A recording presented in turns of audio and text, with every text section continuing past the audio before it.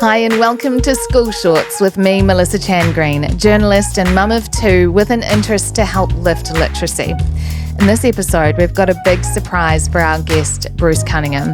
Broadcaster Toni Street is going to bust in halfway through and surprise him because she's a school mum at the school he's just retiring from. And we had to hear from her about why he has been so special. He's hanging up his school bag after 45 years in education. And Toni has posted videos of him online before, which have earned much praise for the fun way in which he leads his school. And that was something I really wanted to do in this podcast, which is to highlight teachers and principals who are really well known and loved within their own communities, but perhaps not known about much wider. So here's to the local heroes. And if you have any suggestions of people you would like me to talk to, please do get in touch. Visit schoolshorts.com. Well, Bruce, thank you very much for your time. You're officially retired. How does it feel sitting here as a retired man? Actually, it feels really good, Melissa. Well, you haven't stopped smiling since I met you this morning. So, yeah, I would believe that. Now, the introduction that I just gave you, I didn't include some of the nicknames you've been given over the years, which are Dancing Principal, New Zealand's Dancing Principal, New Zealand's Coolest Principal, and probably the best headmaster there has ever been. Do you know who said that one? I think it was Graham Henry, was it? It was Sir Graham Henry. Why do you think he would have said that? I think he might have had his tongue in his cheek a little bit. Graham did employ me back at Kelston Boys in 1990, and we've got on very well since then. So I think he had his tongue in his cheek a little bit. He said, though, one of the things about you and one of the things that made you so special was that you were especially good at motivating young men. Yeah. What was your trick to doing that? Well, firstly, would you agree? Yeah, I think so. I'm trying to be humble. You don't have to be humble here. About relationships, and whether it was coaching rugby or being a teacher or being a leader, it's about relationships. It's about forming good rapport with people and understanding them, having those cultural competencies and just getting to know people, getting to know what makes them tick. At a school and in a school environment, there is such a wide range of people, though, right? From students from all different backgrounds, especially in New Zealand, to their parents as well, and dealing with them and with teachers. So do you just have a knack of appealing and relating to people from all walks of life? I think I do. It's kind of my superpower. But I make an effort when a new child arrives at our school.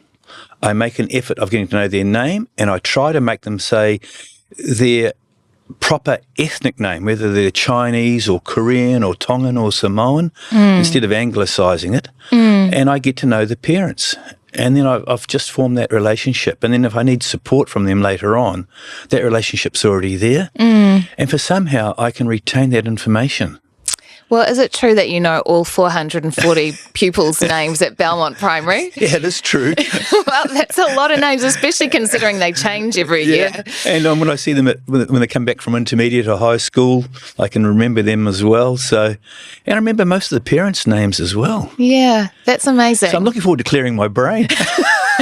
Yeah, there's a lot stored up there, Bruce. I just want to come back to that comment from Sir Graham as well about motivating young men, because there was a video that went viral earlier this year too from some of your pupils, your past pupils, and one of them was the All Black Mills Munyaina, who also said that he loved your inspirational talks in the changing room. How did you inspire young men?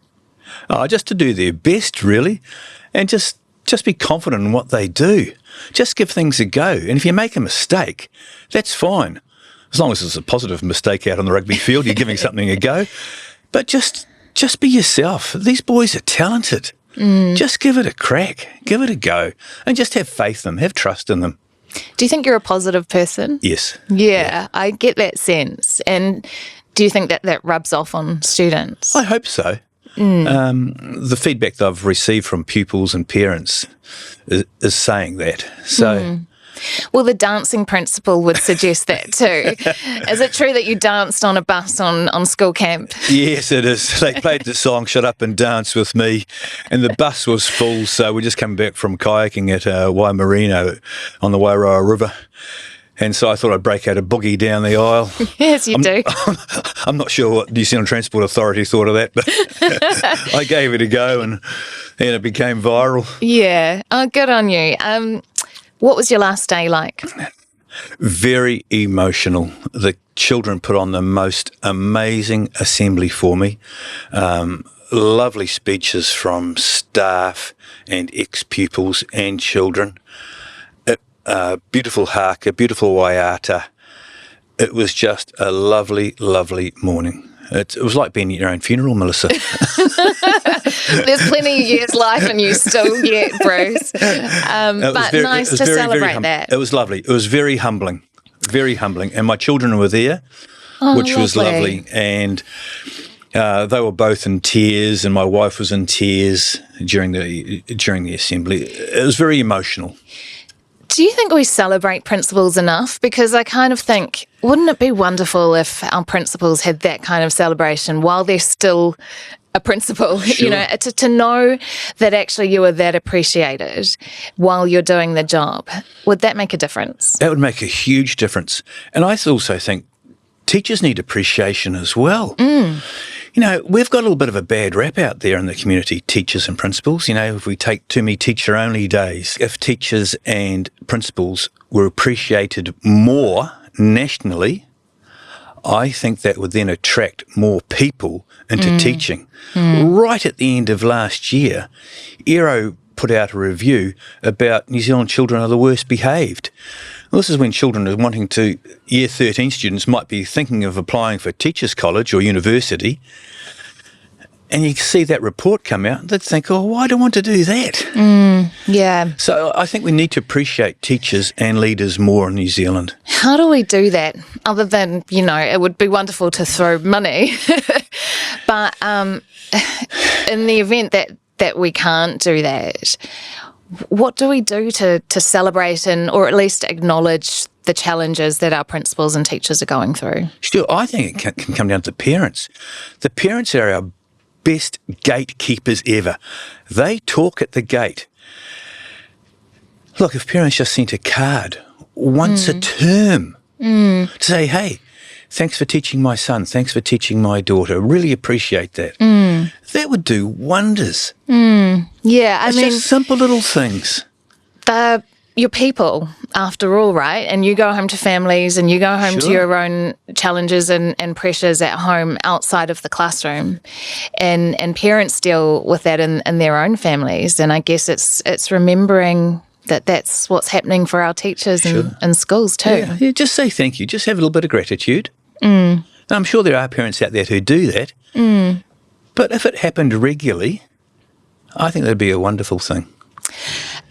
A lot of principals might look at this interview and they will be inspired by you, but there might also be some, Bruce, who go, well, you are indicative of so many principals across New Zealand as well who prioritise relationships and prioritise that engagement with staff and with children. So what would you say about them? What would you say that we need to know about our principals? First of all, it's very humbling. There's 2,500 principals in New Zealand, and to have those titles that you read out in the introduction, you know, there's 2,500 principals that think, hey, that's me that Melissa's talking about. So to those principals who don't get the airtime that I've had recently, we value you. You are good people. You're doing a great job for your community. You work damn hard, and I just want to say thank you to all the principals. And there's light at the end of the tunnel because there is the chance to retire like what you're doing. How do you feel about retirement? Was it a hard decision? No, it was an easy decision. I just wanted to make sure I had time to enjoy my life. My wife and I have bought a motorhome, so we're looking forward to doing some travelling, and we just got our first grandchild. So just all the stars are aligning, and I'm really looking forward to it. We put the process in place 8 months ago. Right. So it was signalled to the community. The board did the appointment about 6 months ago now. So everything's in place. There's no surprises. The succession plan worked, and we're ready to go day 1, term 2. You know, some schools, the principal may leave, signal it way ahead, but for some reason, the boards take a long time to do an appointment. Right. I think it just leaves schools in limbo a little bit. That uncertainty. Yeah. I want to go over some of the interesting initiatives that you have had over the years. You, at one point, were in favour of discouraging parents from picking up and dropping off at school because you wanted students to be more independent. Sure. What happened with that? That actually worked really well. And surprisingly, or unsurprisingly, COVID kind of assisted with that because then parents were dropping kids off at the gate. So we wanted kids to be more independent because we have the helicopter parent, we have the lawnmower parent, we have the parent that carries the child's bag and unpacks it for them and does all those things. And we just wanted to say, hey, kids, you can do this yourself. Become more independent. You know, a 9, 10-year-old should be able to make their lunch in the morning. So, and actually worked really well. There is. I wonder what parents at school would say about you. What sort of parent was I? Was I a helicopter parent? I hope you weren't talking about me. Yeah, come on, answer the question, Bruce. Did you not know I was coming? Let me sit by you. Bruce, we couldn't have a discussion about you without hearing from a parent the real story. Shucks. Oh, that's making me laugh. I'm sitting there going, am I the lawnmower? Am I the helicopter? Which one? Or was I the just go and fend for yourself? Well, he hasn't answered the question. But sorry, Bruce, we had to have one of the school parents come It's lovely in. to see you, Tony. Tony, you finish, Just Bruce. to finish that. But at the end of the day, for me, it didn't work because we were ostracising the parents. And we need the parents in at school. They need to be able to ask the teacher, hey, how's my child going today? Are they socialising okay? Right. We need them for the school trip. We need them to coach the hockey team or the netball team. We need the parents. Not looking at anybody in particular. So if we leave them at the gate, they're not going to get involved. Right. So I liked the idea initially and it worked, but then it failed in other areas. So was Toni involved? Was she a star school mum? 5 stars. A bit like travel guides. 5 stars. Toni, tell us about Bruce, because he's talked a big game. I mean, he really has. Engagement with the kids, knowing all their names, dancing in the school buses. Is it all true? It is absolutely true. And the great thing is we have video evidence of a lot of these things. You know, we have the dancing on the bus. We have Bruce dancing at assembly. But what you just said about that interaction, I completely agree with that. And that is why I think you are so loved, Bruce, is that everyone feels like they can talk to Bruce. Everyone. Whether that is a sibling of a child that doesn't even go to the school, whether that is grandparents. Like my parents know Bruce really well now. I think he's even going to go and stay with them in Taranaki. Wow. Because Bruce makes everyone feel like they're part of the community. And then when you feel like that, you want to help and you want to be part of it. You don't want to not be there on the gala day. You don't want to not be coaching the sport team. And I think it brings everyone together. And you said at the farewell last week that you're really proud that a lot of the parents have become friends, but that's because of the environment you've created. We're all connected now. And I've made friends in my community that I don't ever want to leave because I've made them and it's through the school. And I keep saying to my sister, she hasn't got a child at school yet. And I said, just wait. When you're at school, that's when that community comes and that's when you really feel part of something. It's not just the kids, it's us parents as well. And that's that idea of community is so important, isn't it, Bruce? Oh, it is. Is that what has kind of underpinned the way that you lead? Sure. Yeah. It is. And just talking about Toni now, her husband Matt, he's now our presiding member. He used to be called board chair. So, you know, Matt's now our board chair of the school. I don't know how that happened. I'm just Swiss cheese on the side. The netball coach, though. Yeah. But you need that community involvement. How does it feel to hear Toni, and there are many other parents who would say the same thing, how does it feel to hear that? Oh, look, it's very humbling. It is humbling. But I do appreciate it and I do acknowledge it. Thank you. It's lovely. But it's very humbling. Will the kids miss him, do you think? Oh, no, I'm going to tell you a wee story, and this is absolutely true. So a couple of nights ago, my 10-year-old Mickey, Mackenzie's her full name, she was crying, and she's not often a crier. And I was like, what's wrong? She goes, I don't want to say in front of her siblings. And I said, can you guys just go out? We need to get to the bottom of this. And I was thinking, oh, someone said something mean to her at school. And she was crying that Mr. Cunningham was leaving, and she was never going to see him again. And this was random. This was like a couple of days after because they had this very emotional final assembly, and a couple of days before that we had this very emotional farewell where some of New Zealand's top principals got up and spoke about you, Bruce, and that rousing haka you had, it was so emotional, and I think she was just expressing how we all felt. Yeah. It's the end of an era, and I had to alleviate all her fears, and I said, Bruce will still come back and say hi. It's not like we don't get to, he's not out of our lives completely. He'll be at your grandparents' house. Yeah, he's going to be there whether you like it or not now. Yeah. But I just want to reiterate, I think it takes one person to really lead a school like that.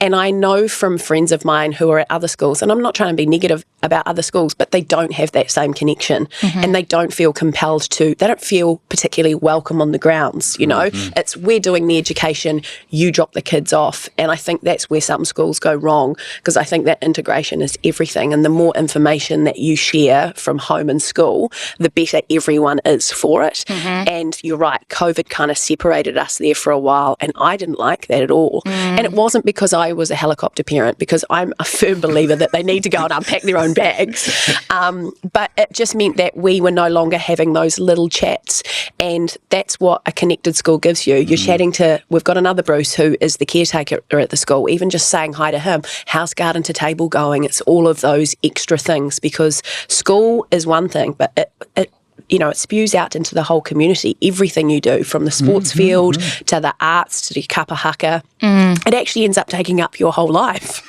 Yeah. Doesn't it? Especially yours. Yeah. I'm always at those bloody netball courts.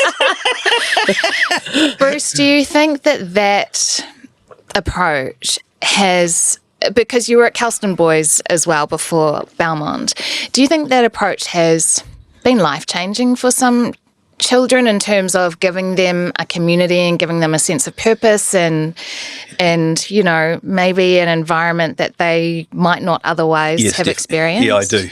Yeah. I do. And I get that feedback. And we may not see that difference while they're at school. It may occur 3 or 4 years later after they've left, but something will click. But that love, that auraha, we've given them that support, and look, you can do this, it will happen. And you have pupils talking about you many, many years after you have spoken to them, because Toni did a video for your farewell. And Toni, was it hard to find people that were happy to talk about Bruce? Honestly, I had a few people say, wow, how did you get those people to talk so easily? Literally, I just DM'd the likes of Mills Muliaina, and within 5 minutes they'd replied going, Mr. C, absolutely. That is what everyone said, and they were really trying to get it right. And Sir Graham Henry as well, he was up at the time in Russell, and getting the technology to send it back was a little hard. We had a few blurry videos, but he made it his mission to make sure we got that video, because they knew how much of an impact Bruce had made, and they wanted, and I think he went as far as saying, you're the best principal ever. Yeah. Now, he was a principal. So. Yeah, well, Bruce, we talked about that at the beginning. Bruce reckons it was a little tongue-in-cheek, which from Sir Graham, would he ever be tongue-in-cheek? I don't know. Bruce, I want to give you the last word. What takeaways would you want to, I guess, impart on the community now that you're in a seat of retirement? Is pretty fresh, albeit.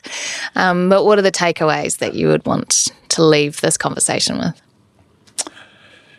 Personally, I have just had the best 45 years in education. It's just been outstanding. I've enjoyed 20 years of leadership at Belmont Primary, had fantastic support from the parents. I've had outstanding staff.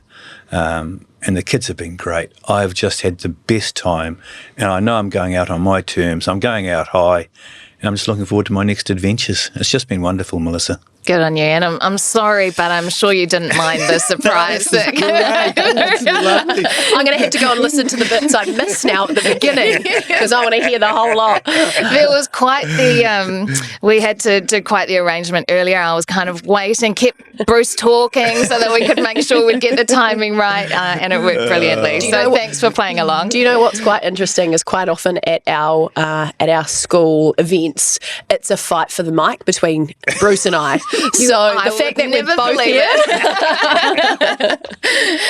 We had to also lay out a number of microphones and chairs just so Bruce wasn't suspicious. Did you suspect anything? No. Okay, I just thought it was the way the studio was set up. Good. We did it, guys. Yes, we did it. yes. Thank you so much for joining us, both Toni and Bruce Cunningham. Congratulations on a wonderful career. Thank you. Thanks so much for tuning in today. If that topic was helpful for you and you'd like to hear more, please do like and subscribe. It sends me that feedback. School Shorts is all about supporting busy parents who want their children to thrive. Follow on social at School Shorts NZ for fun ideas, helpful resources, and exclusive giveaways.